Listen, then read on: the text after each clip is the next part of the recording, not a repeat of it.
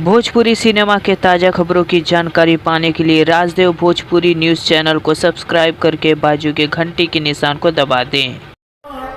आजमगढ़ के लोग हे भैया आजमगढ़ के लोग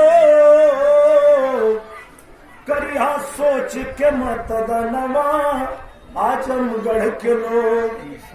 और अगर गलती कैला लो तो देशवा बेच दी है बेईमानवा आजमगढ़ के लोग। देश से बढ़ के कुछ ना होला, सब बातें बेकार। अब देश के हित में एक बार फिर से मोदी सरकार तनी रहुआ कैले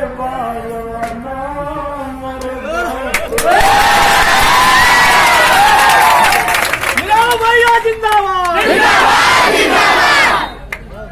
आप लोग छुट्टी हो गई,